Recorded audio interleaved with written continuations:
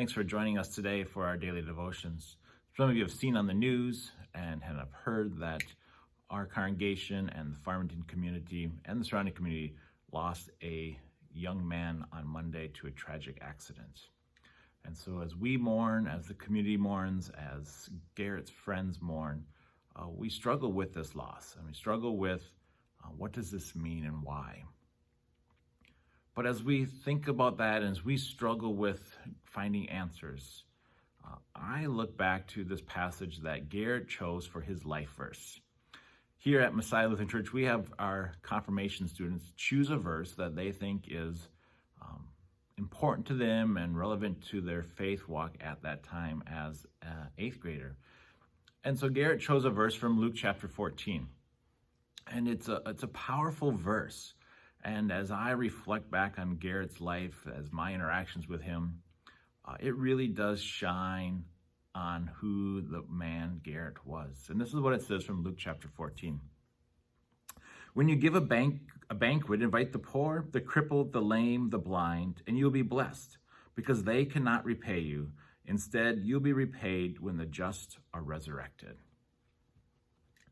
Man, we think about that verse and we think about the big party that must have been happening there. And the people that were invited to this party were people that could not repay the host at all, or even offered to host their own party and invite him to it. Well, this act of not having to be repaid really was a reflection of Garrett's character here at Messiah. I remember him spending time with his dad making sandwiches for 363 Sandwiches.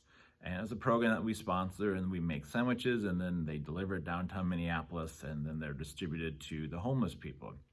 And Garrett was always willing to be there and help and do those steps to make sure that those homeless people had a sandwich or two for a meal. Again, nothing to be repaid to Garrett for his time and his service. Garrett loved to serve people.